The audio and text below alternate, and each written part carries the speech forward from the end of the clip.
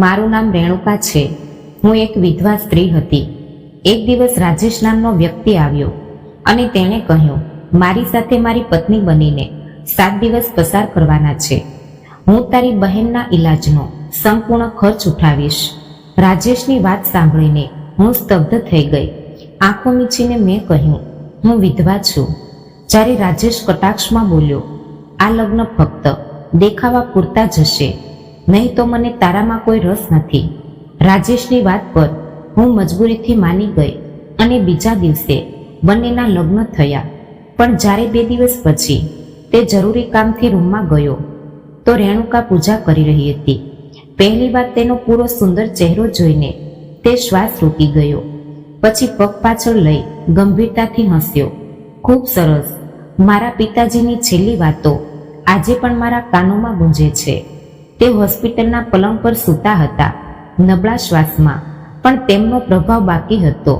તેમણે મારી આંખોમાં આંખો નાખીને કહ્યું, 7 દિવસમાં લગ્ન નહીં કર્યા તો આ બધું, આ મહેલ, આ ઇજ્જત, આ મિલકત અનાથાશ્રમને આપી દઈશ. હું ચૂપ રહ્યો, હોઠ ભીસીને માથું ઝુકાવ્યું.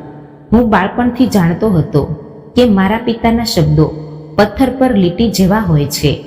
તેમનો દરેક નિર્ણય છેલ્લો હોય છે, પણ આ નિર્ણય, આ મને એવી સાંકળથી બાંધી રહ્યો હતો જેની ચાવીઓ કદાચ મારા હાથમાં હતી જ નહીં.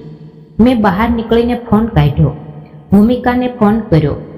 એ જ ભૂમિકા જેનાથી મારી સગાઈ ગયા વર્ષે થઈ હતી.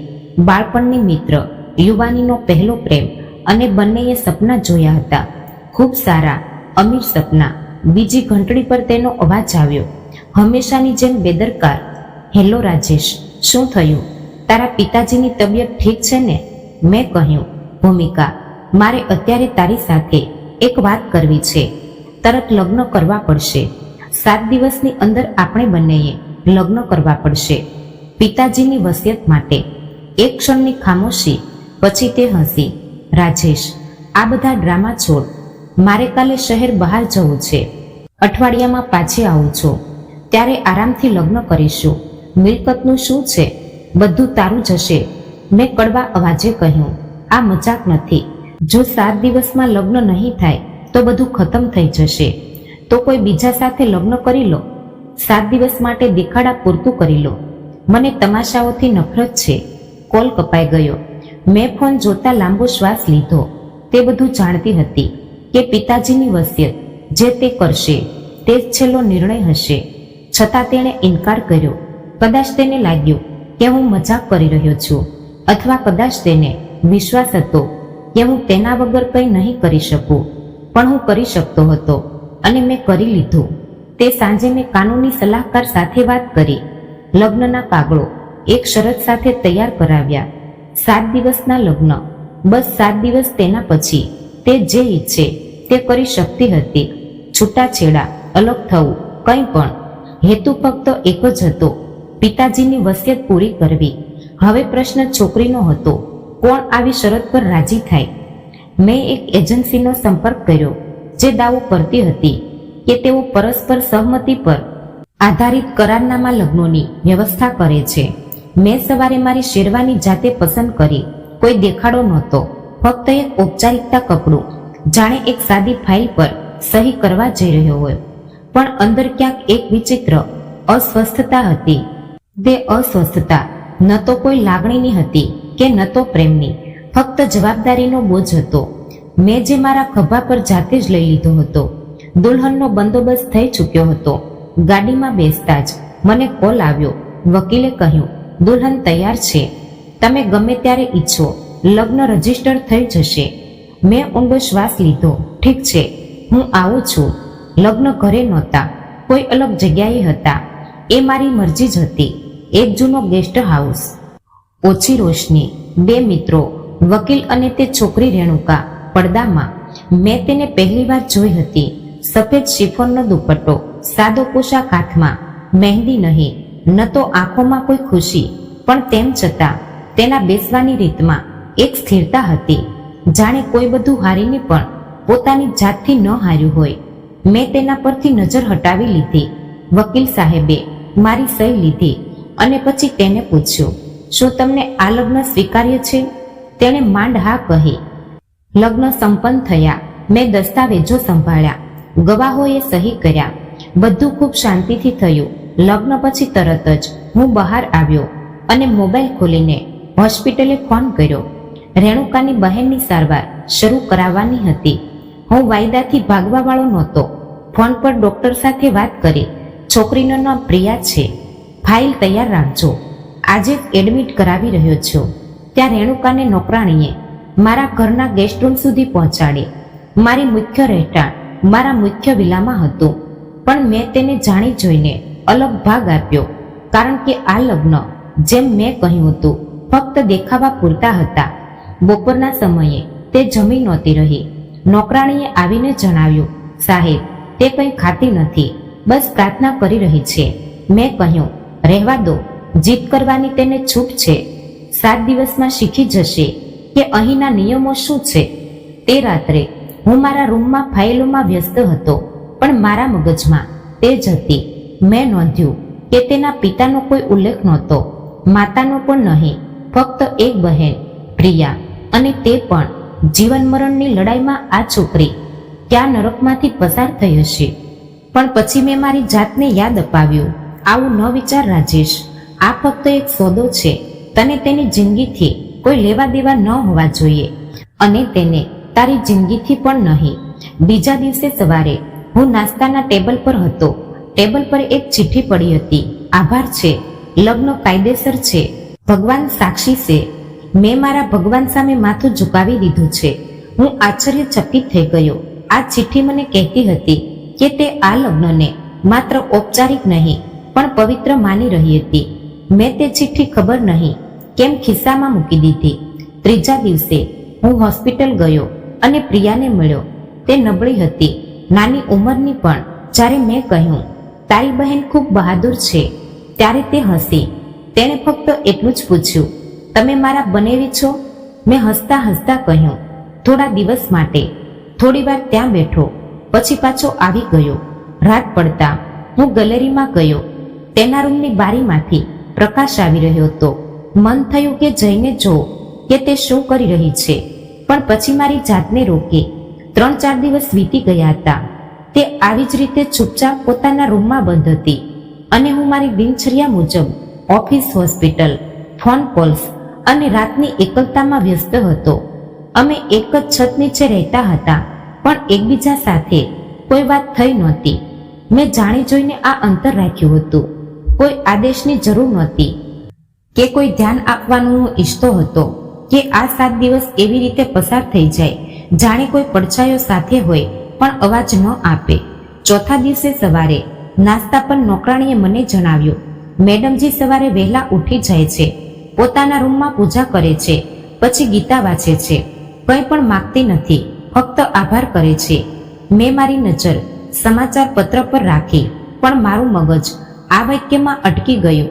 ફક્ત આભાર વ્યક્ત કરે છે.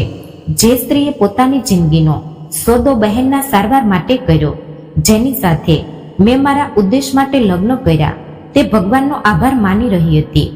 આ વાત મારા મગજમાં બેસતી નહોતી. તે જ દિવસે સાંજે હું ઓફિસથી વહેલો આવી ગયો. વરસાદ પડી રહ્યો હતો. આકાશમાં વાદળોની ગડગડ થઈ રહી હતી, અને અચાનક હૃદયમાં એક વિચિત્ર લાગણી થઈ કે આજે ઘરનું વાતાવરણ બદલાયેલું કેમ લાગી રહ્યું છે. જાણે રૂમની શાંતિ ચીસમાં પરિવર્તિત થાય તે પહેલાનો ક્ષણ હોય. મારો કોટ ઉતારતા હું ગેલેરીમાં ગયો. સામે તેના રૂમની બારીમાંથી હળવો પ્રકાશ આવી રહ્યો હતો. મેં દરવાજો ખોલ્યો. તે ખુલ્લો જ હતો. હું ધીમા પગલે અંદર દાખલ થયો. મારા પગ થંભી ગયા. તે સંપૂર્ણપણે પૂજામાં લીન હતી.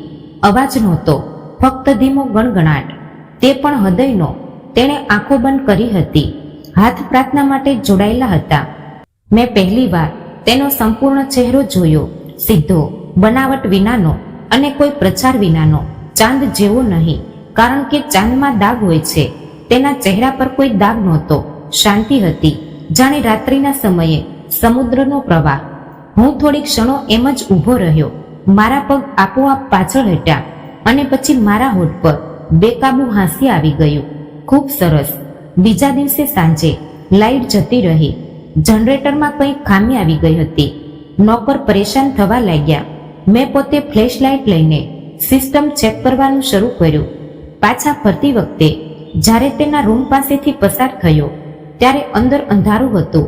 ફક્ત બારીમાંથી આવતી ચાંદની અંદર ફેલાઈ રહી હતી. મેં દરવાજો ધીમેથી ખખડાવ્યો. જી, અવાજ આવ્યો. ધીમો. બધું બરાબર છે? લાઇટ જતી રહી છે. કોઈ તકલીફ હોય તો જણાવી દેજો. આભાર. રોશની હંમેશા અંધારામાં રસ્તો શોધી લે છે. આ જવાબ મને થોડી ક્ષણો માટે રોકી ગયો. મેં દરવાજો ન ખોલ્યો, બસ પાછો ફરી ગયો અને વિચારતો રહ્યો, આ સ્ત્રી કોણ છે જે દુઃખમાં પણ આભાર માને છે? પ્રકાશની ગેરહાજરીમાં આશાની વાત કરે છે અને મનમાં એવા વાક્યો બોલે છે જે અંદર ગુંજવા લાગે છે. તે રાત્રે મેં થોડીવાર ડાયરી ખોલી, એક લીટી લખી. તે સ્ત્રી જે ચૂપ રહે છે પણ દરેક ક્ષણે સંભળાવે છે કે તે કયા દુઃખમાંથી પસાર થઈ છે.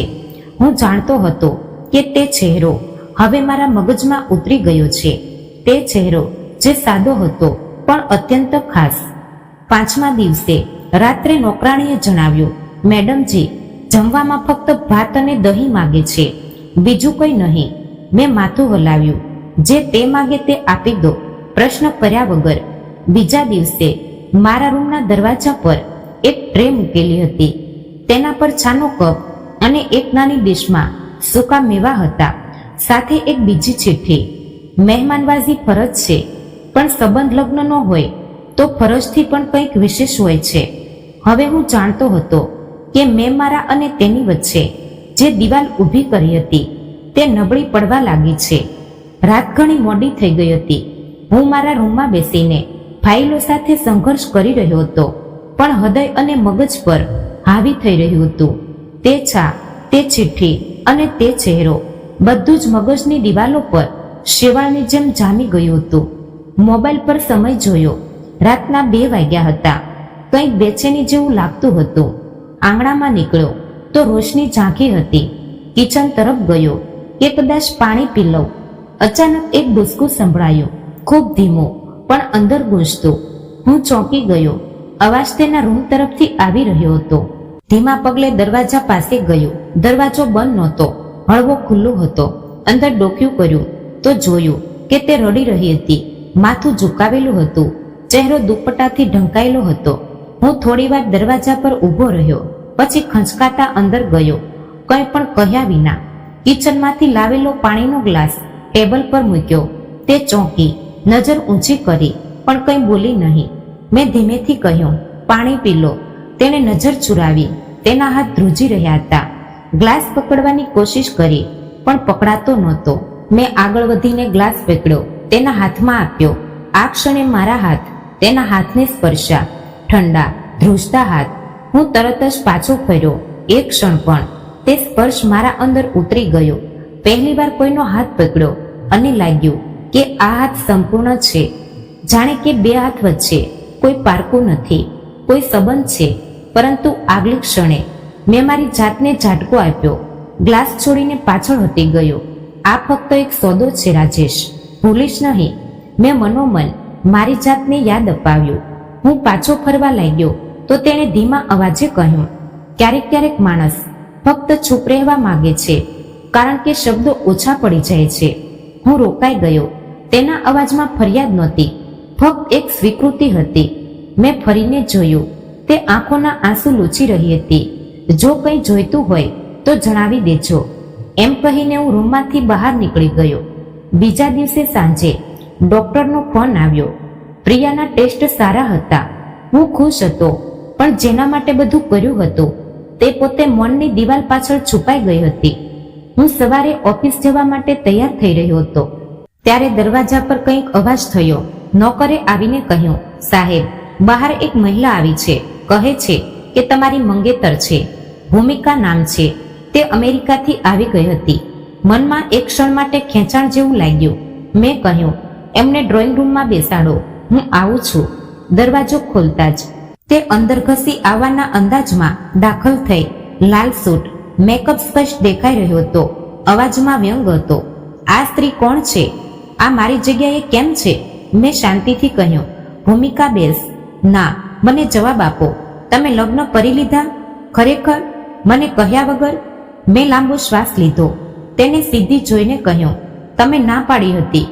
મેં નિર્ણય કર્યો, આ બધું જૂઠ છે. હું ફક્ત 2 દિવસ મોડી પડી.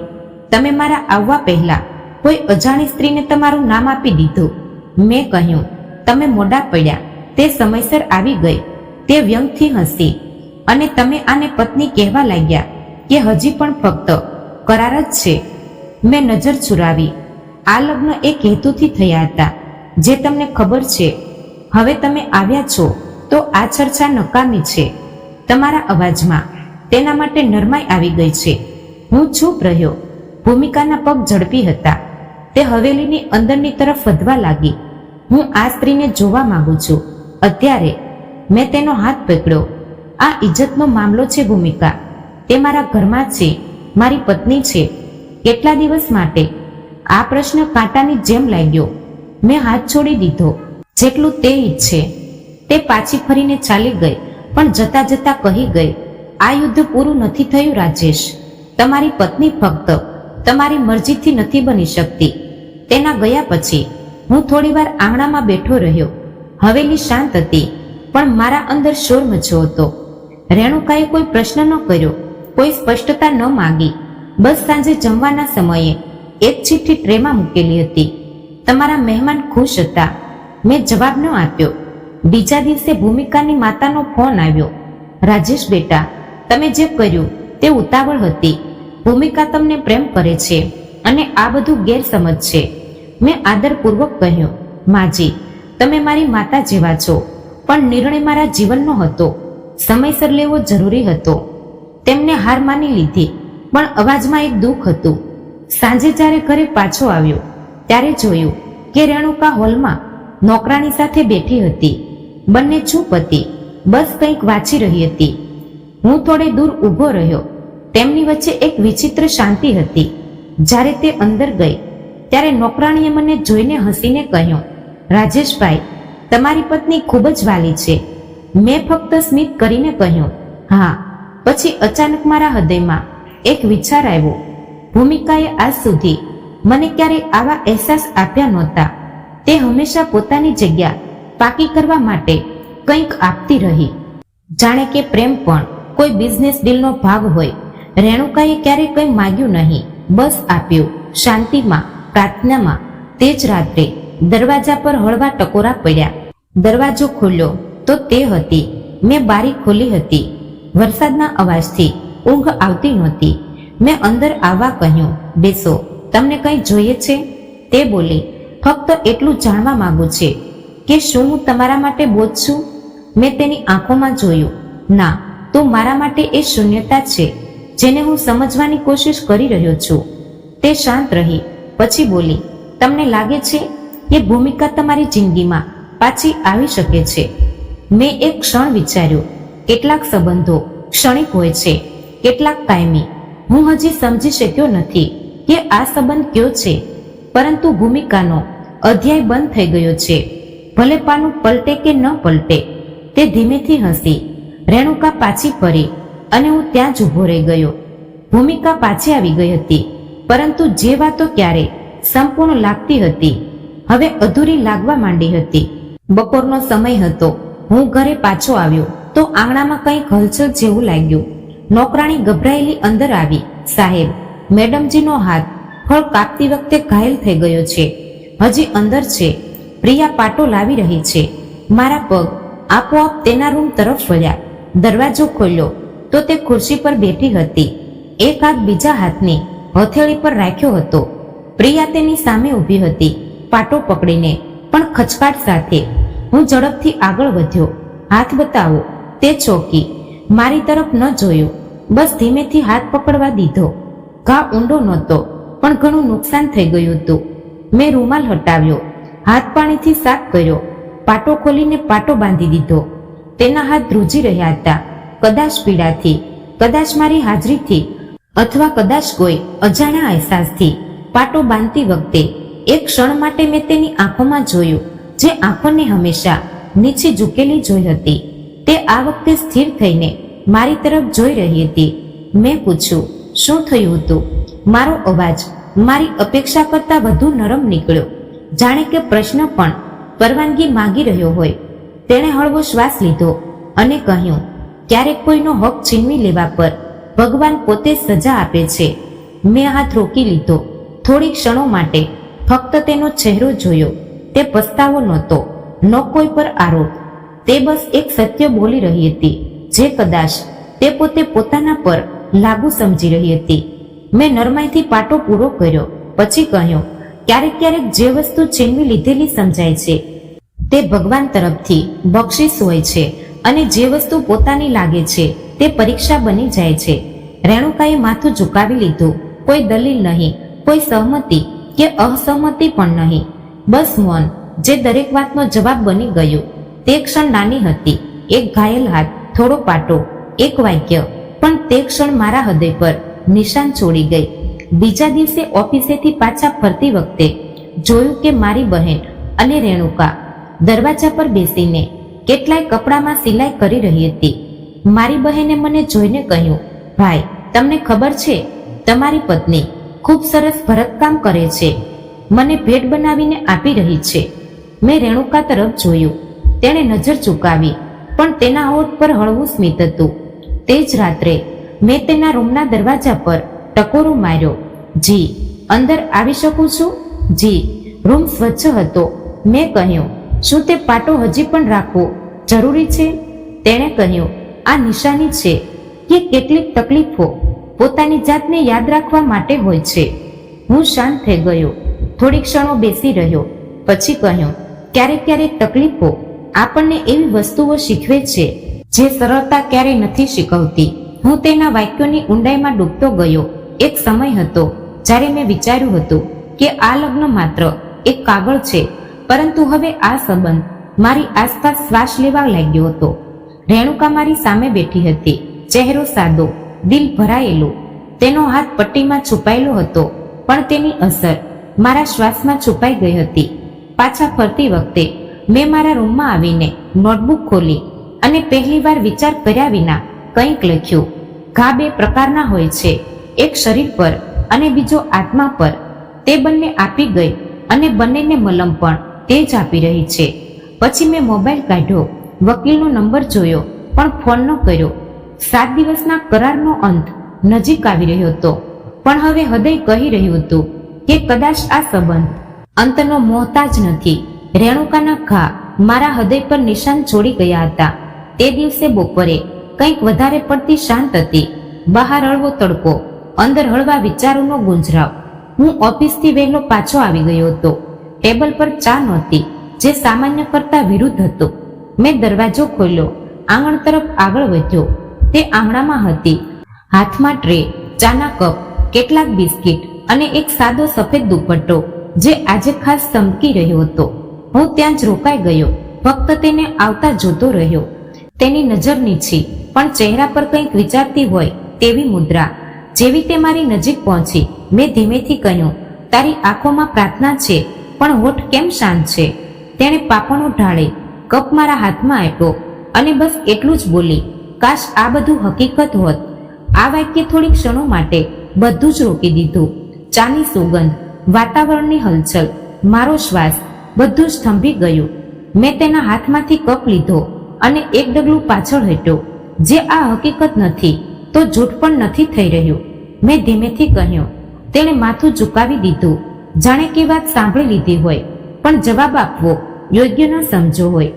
અમે બંને સોફા પર બેસી ગયા. રેણુકાએ તેની નજરો બારી બહારના પ્રકાશ પર સ્થિર કરી દીધી. પ્રિયાનો ઈલાજ કેવો ચાલી રહ્યો છે? તેણે હળવા અવાજે પૂછ્યું. સારું છે, કાલે બીજો એક ટેસ્ટ છે, હું પોતે તેને લઈ જઈશ. મેં જવાબ આપ્યો. તે હવે ખૂબ હસવા લાગી છે. કદાચ તેને લાગે છે કે જિંદગી થોડી પાછી આવી ગઈ છે. રેણુકાના અવાજમાં કંઈક આભાર, કંઈક આશ્ચર્ય અને કદાચ કંઈક ભય હતો, જાણે કે તે આ ખુશીને સંપૂર્ણ માનવાથી ડરી રહી હોય. મેં તેની તરફ જોયું. અને તું, તને લાગે છે કે તારી જિંદગી પણ પાછી આવી રહી છે? તેણે એક ક્ષણ માટે કંઈક કહેવા માંગ્યું, પણ પોતાની જાતને રોકી લીધી. પછી બોલી, મેં જિંદગી માગી ક્યારે હતી? હું તો બસ મોહલત પર જીવી રહી છું. આ વાક્ય સીધું દિલ પર લાગ્યું. મેં ચાનો કપ ટેબલ પર મૂક્યો. રેણુકા, શું તું મોહલત પર મળી છે કે મેં તને મારા સમયની જીદમાં ખરીદી લીધી? તેણે ચોંકીને મારી તરફ જોયું. પહેલીવાર નજરોનો ટકરાવ થયો. તેની આંખો સાફ હતી, પણ અંદર કંઈ ધ્રુજી રહ્યું હતું. કદાચ બંને વાતો સાચી છે. તમને સમયની મજબૂરી હતી અને મારે એક વચન પૂરું કરવાનું હતું. આપણે બંનેએ તે કરી લીધું, જેનો ઈરાદો ન તમને હતો ન મને. પછી આ ચા, આ વાક્યો, આ બધું શું છે? આ બધું તે છે જે હકીકત નથી, પણ હૃદય હકીકત માની બેઠું છે. તેનો અવાજ નરમ હતો, જાણે પોતાના જ વાક્યથી બચવાની કોશિશ કરી રહી હોય. છેલ્લે શાંતિ છવાઈ ગઈ. થોડી ક્ષણો એવી પસાર થઈ જેમાં અમે બંનેએ કંઈ ન કહ્યું, પણ દરેક વસ્તુ બોલી રહી હતી. રૂમની હવા, હૃદયના ધબકારા. પછી તે ઉઠી, ચાની ખાલી ટ્રે ભેગી કરી અને દરવાજા તરફ વધી. રેણુકા, તે રોકાઈ, પાછી ન ફરી. જે હું કહું છું તે આ બધું હકીકત બની શકે છે.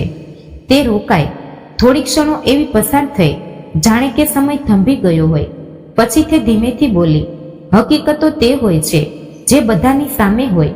આપણો સંબંધ હજી પણ ફક્ત 7 દિવસનો છે અને હજી 2 દિવસ બાકી છે.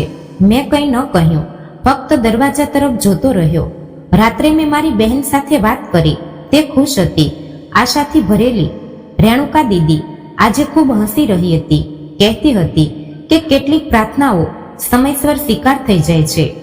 મેં પૂછ્યું, અને તે શું કહ્યું? મેં કહ્યું, ક્યારેક ક્યારેક માણસ પોતે પ્રાર્થના બનીને આવે છે અને તમે તેમની પ્રાર્થના બની ગયા છો. ભાઈ, મેં તેના માથા પર હાથ મૂક્યો. શું હું ખરેખર કોઈની પ્રાર્થના બની શકું છું કે હજી પણ એ જ માણસ છું જે બધું કાગળો પર માપે છે? રાત્રે મારા રૂમમાં બેસીને મેં તે ફાઇલ ફરીથી કાઢી. Marriage certificate. ફક્ત 2 દિવસ બાકી હતા. એ જ દિવસો જેના પછી હું આઝાદ હતો. અને તે પણ હૃદય આ આઝાદીથી ડરી રહ્યું હતું. તે દિવસે હળવો પવન ચાલી રહ્યો હતો, પણ રૂમમાં ગરમી જેવું લાગતું હતું. હું મારી સ્ટડી રૂમમાં બેઠો હતો. સામે ખુલ્લી ફાઇલ હતી, પણ મારી આંખો વારંવાર દરવાજા તરફ જઈ રહી હતી. રેણુકા આખો દિવસ દેખાઈ નહોતી, ન બપોરે, ન સાંજે અને ન જ રાતના ભોજન સમયે. નોકરાણીએ જણાવ્યું, મેડમજી કહેતી હતી કે આરામ કરવો છે, કદાચ માથાનો દુખાવો છે. મેં સમય જોયો, 11 વાગ્યા હતા. થોડી ક્ષણો રોકાઈને દરવાજેથી બહાર નીકળ્યો. પગ આપોઆપ તેના રૂમ તરફ વળી ગયા. દરવાજો ખુલ્લો હતો. અંદર દાખલ થયો તો રૂમ ખાલી હતો. બેડ સજાવેલો હતો.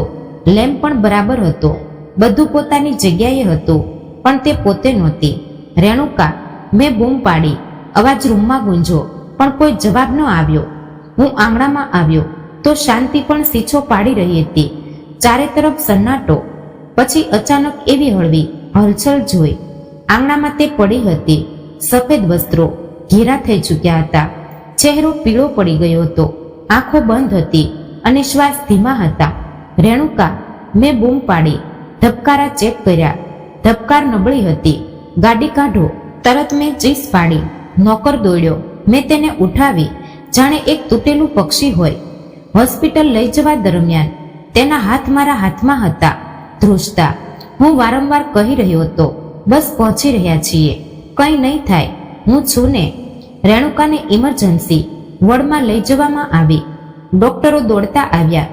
ઓક્સિજન લગાવ્યો અને ડોક્ટરે મને અલગ લઈ જઈને કહ્યું, સર, એમને ઊંઘની ગોળીઓ લીધી છે, માત્રા વધારે હતી, સમયસર લઈ આવ્યા, નહીતર. મેં જમીન પર બેસતા ફક્ત એટલું જ કહ્યું, તે જીવતી છે ને? ડોક્ટરે કહ્યું, હજી હા. હું ખુરશી પર બેસી ગયો. મગજમાં ફક્ત એક જ પ્રશ્ન, કેમ કર્યું તેણે આ બધું? સવારના સમયે ડોક્ટરે કહ્યું, તમે જોઈ શકો છો, ભાનમાં આવી રહી છે, પણ નબળી છે, વાત કરવાની સ્થિતિમાં નથી. હું રૂમમાં દાખલ થયો. તે નિઢાળ પડી હતી. આંખો ધીમે ધીમે ખુલી રહી હતી. હું તેની પાસે જઈને બેઠો. તેનો હાથ પકડ્યો. કેમ કર્યું તે આ બધું? મેં પૂછ્યું. અવાજમાં કઠોરતા નહોતી, બસ એક ધ્રુજતી સચ્ચાઈ. તે કંઈ બોલી નહીં, ફક્ત આંખો બંધ કરી લીધી, જાણે કોઈ બીજો જવાબ આપવા સક્ષમ ન હોય. પાછો ઘરે આવીને હું સીધો તેના રૂમમાં ગયો. ડ્રોવર ખોલ્યું. રોજિંદી વસ્તુઓ વચ્ચે એક નાનો નોટપેડ મળ્યો. ડાયરી હતી. હું બેઠો, ડાયરી ખોલી. પહેલું પાનું ખાલી, બીજું પાનું પણ. ત્રીજા પર એક વાક્ય, હું વિધવા નથી, મારું ડિવોર્સ થયું છે. મારા હાથ થંભી ગયા, હૃદય ધબકી ઉઠ્યું. આગલા પેજ પર લખ્યું હતું, તેણે મારાથી પ્રેમ ન કર્યો, બસ મને ઉપયોગ કર્યો. મારી ઇજ્જત, મારી શાંતિ, બધું જ રમતનો ભાગ હતું. અને હું સમજતી રહી કે લગ્ન બધું જ સુરક્ષિત કરી લે. એક દિવસ તેણે કહ્યું કે તું મારા લાયક નથી અને છૂટાછેડા આપી દીધા. જાણે કે હું કોઈ એવી વસ્તુ છું જેને ઉપયોગ કર્યા પછી ફેંકી દેવામાં આવે છે. મેં જીવવાનું છોડી દીધું હતું. ફક્ત પ્રિયાનો ચહેરો મને રોજ ખોટું પગલું ભરવાથી રોકતો હતો. પછી તમે આવ્યા રાજેશ અને કહ્યું 7 દિવસ માટે પત્ની બનો. મેં વિચાર્યું કે કદાચ હવે સોદા કરવાનું કામ જ ચાલુ થઈ ગયું છે. ઓછામાં ઓછું આ વખતે બહેન બચી જશે. મારી આંખો ભીની થઈ ગઈ. દરેક શબ્દ હૃદય પર લાગી રહ્યા હતા. મેં વિચાર્યું કે જે સ્ત્રી આટલી શાંતિથી પૂજા કરતી હતી, જે રોજ ચૂપ રહેતી હતી, તે અંદરથી આટલી ઘાયલ હતી. એક પાના પર લખ્યું હતું, તમે ચૂપ રહો છો પણ તમારા સવાલો મારા સુધી પહોંચે છે. તમારી નજરોમાં કંઈક હતું જે બાકીનાથી અલગ હતું. હું ડરી ગઈ હતી કે ક્યાંક આ વખતે દિલ ન લાગી જાય. મેં ડાયરી બંધ કરી દીધી. કંઈ પણ સમજવા સક્ષમ રહ્યો નહોતો. હાથ ધ્રુજી રહ્યા હતા. હું બહાર આવ્યો, આંગણામાં બેસી ગયો. મેં જેને સોદો સમજો તે સ્ત્રી તો પોતે જિંદગીની જંગ લડી રહી હતી. ફોન કાઢ્યો, વકીલનો નંબર ડાયલ કર્યો, પછી કાપી નાખ્યો. આ સમય કાયદા કે કરારનો નહોતો, આ સમય હૃદયનો હતો, સત્યનો. હોસ્પિટલ પાછા ફરતી વખતે હું સીધો તેના પલંગ પાસે ગયો. તે જાગી રહી હતી. ચહેરો પીળો હતો પણ આંખો ખુલ્લી હતી. મેં કહ્યું, મને તારી માફી નથી જોઈતી. હું બસ એટલું જ ઈચ્છું છું કે તું મારી મરજીથી તારી ઇજ્જત સાથે જીવે. તે શાંત રહી, પણ તેની આંખોમાં પહેલીવાર હળવી ભીના સાથે એક ચમક હતી. હું રેણુકાને હોસ્પિટલથી ઘરે લઈ આવ્યો.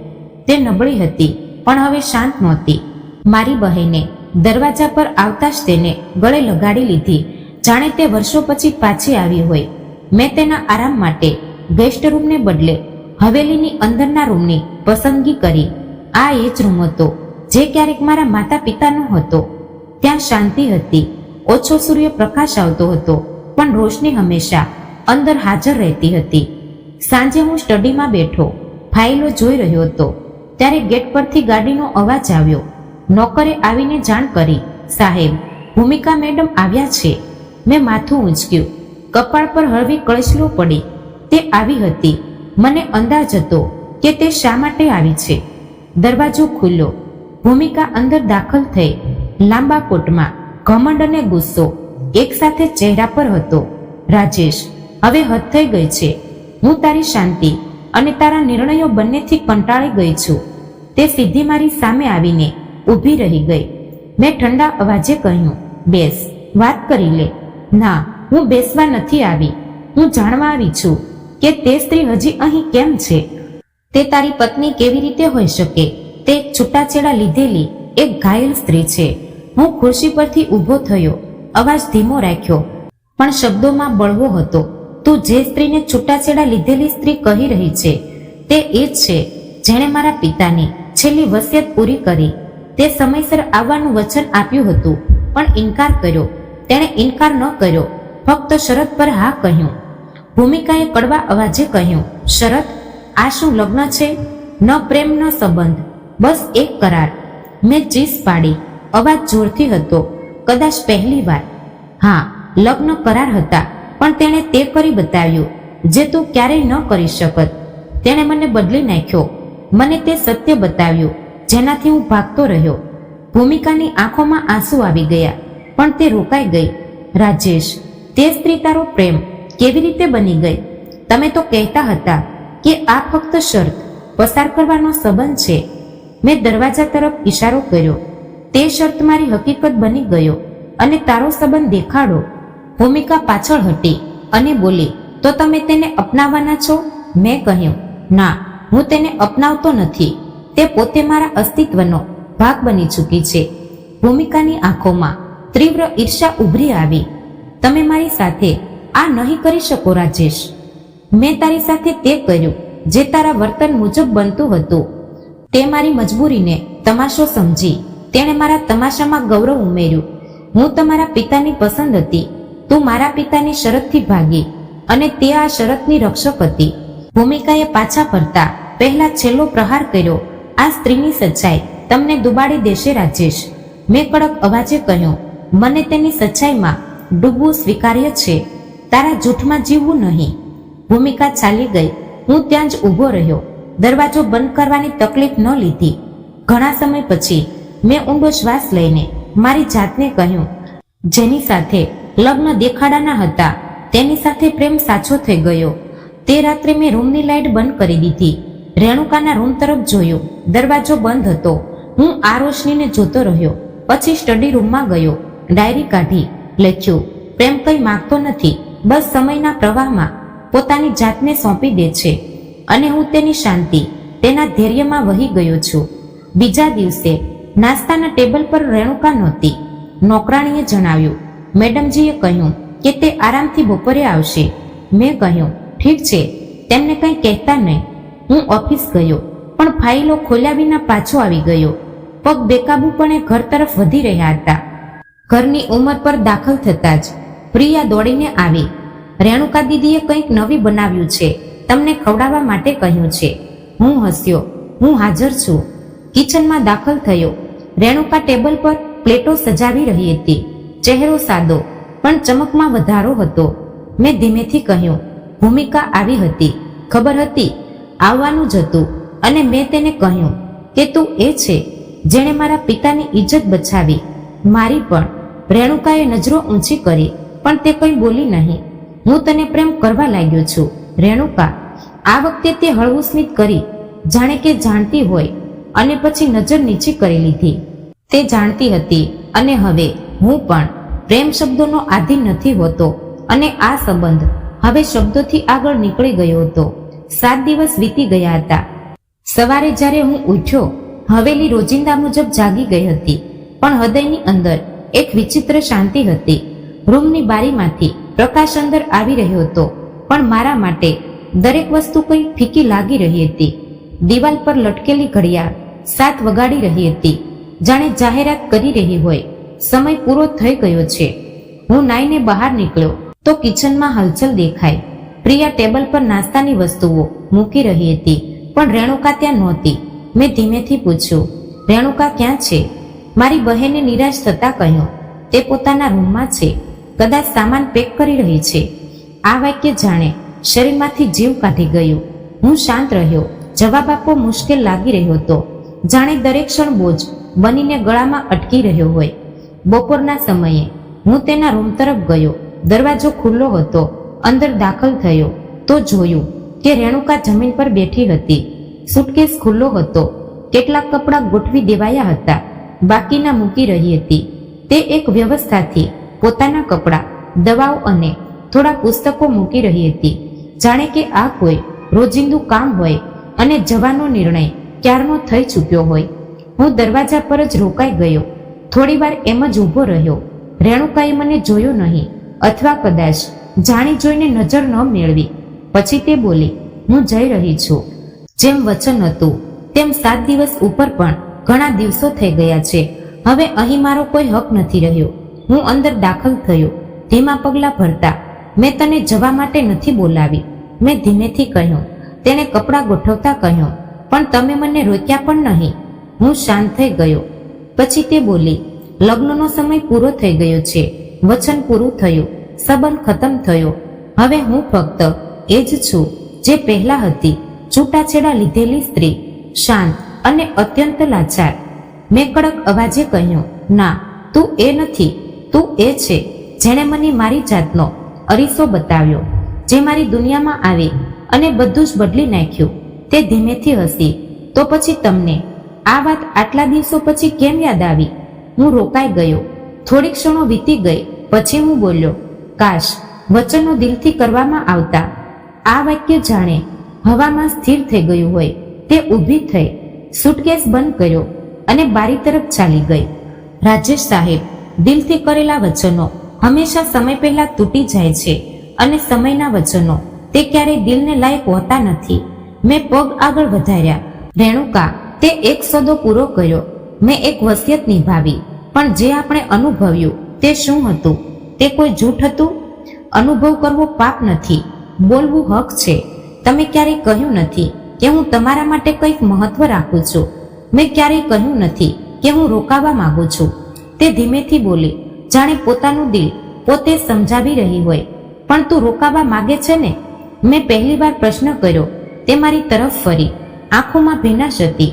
હા, પણ પોતાની જાતને કહી શકી નહીં, કારણ કે મેં વચન આપ્યું હતું અને વચન નિભાવનારાઓને પોતાની જાત કરતા વચન વધારે વાલું હોય છે. આ ક્ષણે મેં ઈચ્છ્યું કે બધું જ રોકી દઉં, સમય, અંતર, રીતિ રિવાજ, બધું જ. પણ હું ચૂપ રહ્યો, ખબર નહીં કેમ. તે સુટકેસ સાથે બહાર નીકળે. મારી બહેન દરવાજા પર ઊભી હતી.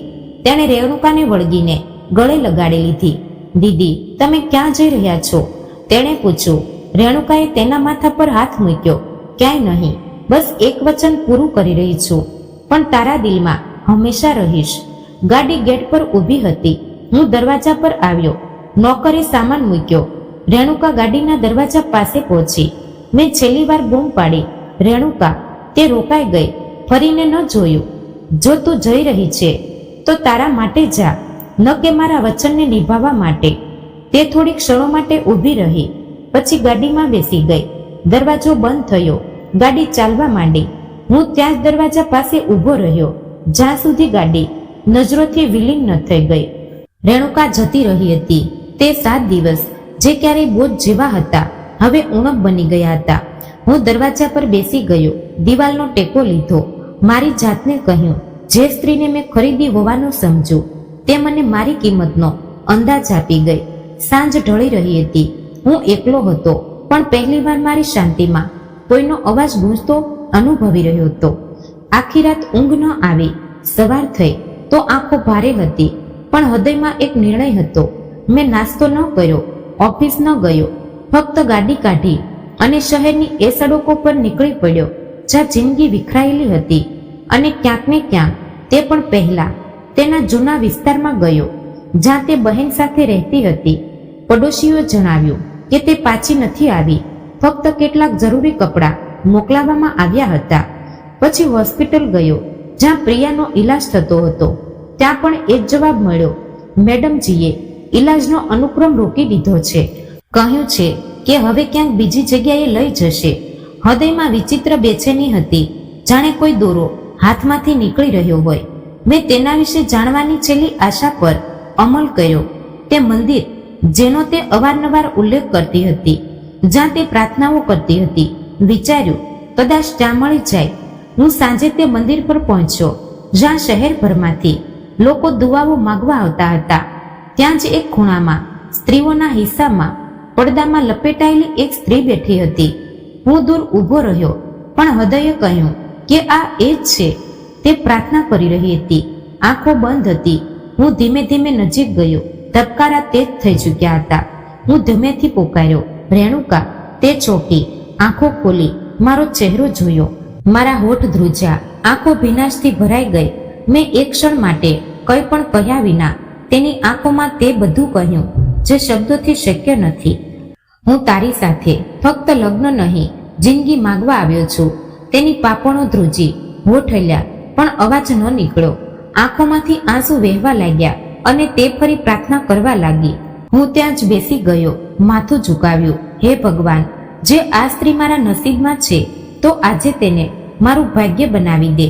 મેં તેને ગુમાવવા માટે નથી મેળવી, અને મેં જે કંઈ કહ્યું તે હકીકત હતી. પૂજા પછી તે શાંતિથી ઉઠી. મેં હાથ લંબાવ્યો, તે પાછી ન હટી. તેણે આંખો સાફ કરી, ચહેરો પડદાથી ઢંકાયેલો હતો. હું જાણું છું કે મેં મોડું કર્યું, પણ આ મોડું મારા હૃદયને સમજાવવા લાગ્યું, તને નહીં. તું તો પહેલા દિવસથી જ મારી હકીકત બની ચૂકી હતી. મેં ફક્ત માનવામાં સમય લગાડી દીધો. તે થોડીવાર ઊભી રહી, પછી બોલી. અવાજ ધીમો હતો, પણ તૂટતો નહોતો. રાજેશ, હું વચન નિભાવવા ગઈ હતી, પ્રેમ છોડીને નહીં. મેં તારી પાસે કંઈ માંગ્યું નથી, બસ પોતાને થોડું સુરક્ષિત રાખવા ચાહ્યું હતું. અને મેં તને મારું બધું જ માન્યું. જ્યારે તું જતી રહી ત્યારે લાગ્યું જાણે કંઈ બચ્યું જ નથી. મેં ધીમેથી કહ્યું, હું ઈચ્છું છું કે તું મારી પત્ની બને. આ વખતે કોઈ કરાર વિના, કોઈ શરત વિના, ફક્ત દિલના આદેશ પર. તે ચૂપ રહી, જાણે શાંતિમાં જ બધું કહી ચૂકી હોય. પછી તેણે કહ્યું, તમે મારો હાથ પકડી રહ્યા છો, પણ શું તમે મારા ભૂતકાળને પણ ભૂલવાનો નિર્ણય કર્યો છે? મેં તેની આંખોમાં જોયું. હું તારી સાથે તે બધું સહન કરવા તૈયાર છું જે તે પહેલા એકલા સહન કર્યું. હવે તું એકલી નહીં હોય. દરેક ક્ષણ મારી હશે તારી સાથે. રેણુકાની આંખોમાંથી ફરી આંસુ વહેવા લાગ્યા. તે માની ગઈ હતી કે કોઈ ફિલ્મી દ્રશ્ય નહોતું કે કોઈ નાટકીય સંવાદ. બસ બે લોકો હતા જેમણે આખરે પોતાની સચ્ચાઈ માની લીધી હતી. મંદિરની બહાર જ્યારે અમે નીકળ્યા ત્યારે સાંજ થઈ ગઈ હતી. મેં તેની તરફ જોયું. ચાલ ઘરે જઈએ, એ જ ઘર જે હવે તારું પણ છે, સંપૂર્ણપણે. તેણે હા કહ્યું, આંખોમાં શાંતિ અને હાથ મારા હાથમાં. રેણુકા જેને મેં સોદો સમજો હતો, હવે મારા દિલની સૌથી અમૂલ્ય સચ્ચાઈ બની ચૂકી હતી. રેણુકા મારી સાથે ગાડીમાં બેઠી હતી. રસ્તા પર દરેક દ્રશ્ય સામાન્ય મુજબ હતું, પણ મારા અંદર બધું જ બદલાઈ ચૂક્યું હતું. મારા બાજુમાં તે સ્ત્રી બેઠી હતી જેને મેં 7 દિવસના લગ્ન માટે પસંદ કરી હતી, અને હવે તે મારી આખી જિંદગી બનવા જઈ રહી હતી. મેં કાર રોકી. મંદિરનો દરવાજો સામે હતો. ત્યાં પંડિતજી હાજર હતા. આ વખતે લગ્ન કોઈ દબાણમાં નહોતા, ન વસિયતના બોજ હેઠળ, ન કોઈ મજબૂરીમાં. આ વખતે મનગમતી હતી, દિલના અધિકારની હતી. રેણુકાએ મારી તરફ જોયું. તમને લાગે છે કે આપણે ફરીથી શરૂઆત કરી શકીએ છીએ? મેં કહ્યું, આ શરૂઆત નથી, એ જ વાર્તા જ છે. બસ આ વખતે અંત આપણે પોતે લખીશું. અમે મંદિરના આંગણામાં દાખલ થયા. સાક્ષી ફક્ત તે નહોતા જે અમારી સાથે આવ્યા હતા. સાક્ષી તે ક્ષણો પણ હતી જે અમે ચૂપચાપ પસાર કરી. તે સત્ય જે સમય સાથે પ્રગટ થયું. લગ્ન સંપન્ન થયા ત્યારે મેં મજાકમાં પૂછ્યું, સ્વીકાર છે? રેણુકાએ હળવું સ્મિત કરીને જવાબ આપ્યો, પહેલી વાર પણ હતું, હવે પણ છે. બસ આ વખતે હૃદયનો અવાજ છે. ઘર પર પરત ફરતા મારી બહેને અમને ગુલાબની પાંખડીઓથી સ્વાગત કર્યું. હવે તમે બંને મારી સંપૂર્ણ ફેમિલી છો. તે ખુશ હતી અને રેણુકાએ તેને ગળે લગાડી લીધી. રાત્રે જ્યારે અમે અમારા રૂમમાં દાખલ થયા તો બધું જ બદલાયેલું લાગી રહ્યું હતું. તે જ દિવાલો, તે જ ફર્નિચર, પણ વાતાવરણમાં તે સુગંધ હતી જે ફક્ત પ્રેમ લાવી શકે. રેણુકા અરીસા સામે ઊભી હતી, પોતાનો દુપટ્ટો બરાબર કરી રહી હતી. મેં નજીક જઈને કહ્યું, તું જાણે છે કે તું મારા ઘરની રોશની બની ગઈ છે. તેણે હસીને અરીસામાં મારી તરફ જોયું, અને તમે મારા દિલના આશરો બની ગયા છો. મેં તેનો હાથ પકડ્યો અને બેડના કિનારે બેસીને કહ્યું, પહેલી વાર તે કહ્યું હતું, હું વિધવા છું, પણ આજે તું ફક્ત મારી પત્ની છે. રેણુકાએ મારા હાથ પર હાથ રાખ્યો, અને તમે તે માણસ છો જે મારા વીતેલા સમયનું અંધારું નહીં, મારી આવનારી જિંદગીનો ચિરાગ બની ગયા. થોડા મહિના પછી પ્રિયાનો ઈલાજનો સંપૂર્ણ તબક્કો પણ પૂરો થઈ ચૂક્યો હતો. હોસ્પિટલથી પાછા ફરતી વખતે તે બોલી, રેણુકા દીદી હવે ફક્ત દીદી નથી રહ્યા, હવે તે માં પણ છે. કારણ કે આ બધું પ્રેમથી બચ્યું છે, દવાથી નહીં. રેણુકાના ચહેરા પર માતૃત્વની વાત સાંભળીને મારા પગ જમીન પર નહોતા ટેક્યા. મેં એક દિવસ તેને કહ્યું, યાદ છે, કહ્યું હતું કે કાશ આ બધું હકીકત હોત. તે હસી પડી, અને તમે કહ્યું હતું કે આ હકીકત બની શકે છે. રેણુકાએ કહ્યું, હું તો ફક્ત 7 દિવસની પત્ની બની હતી. લગ્ન ફક્ત સમયની શરત પૂરી કરવા માટે હતા. મેં જવાબ આપ્યો, પણ હું આખી ઉંમરનો પ્રેમી બની ગયો હતો. નસીબદાર તું નહીં, હું છું.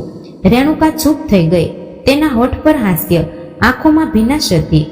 સમયના તે 7 દિવસ હવે અમારી આખી જિંદગીમાં બદલાઈ ચૂક્યા હતા. અમારી વાર્તાનો પહેલો અધ્યાય કોઈ લાચારીથી શરૂ થયો હતો, પણ છેલ્લો અધ્યાય અમારા અધિકારથી લખાયો, અને તે હવે પણ ચાલી રહ્યો છે. દરવાજા પર લગાવેલા બોર્ડ પર હવે 2 નામ હતા, રાજેશ અને રેણુકા શ્રીવાસ્તવ. અને દરવાજાની અંદર તે ખુશી હતી જે કોઈ કરારમાં નહીં, ફક્ત સાચા પ્રેમમાં મળે છે. તો મિત્રો, આજની વાર્તા તમને કેવી લાગી તે કોમેન્ટ બોક્સમાં જરૂર જણાવજો, અને પસંદ આવી હોય તો ચેનલને લાઈક, શેર અને સબસ્ક્રાઇબ જરૂરથી કરી દેજો. તો ફરી મળીશું એક નવી વાર્તા સાથે. ત્યાં સુધી આપ સૌને જય શ્રી કૃષ્ણ, રાધે રાધે, હર હર મહાદેવ.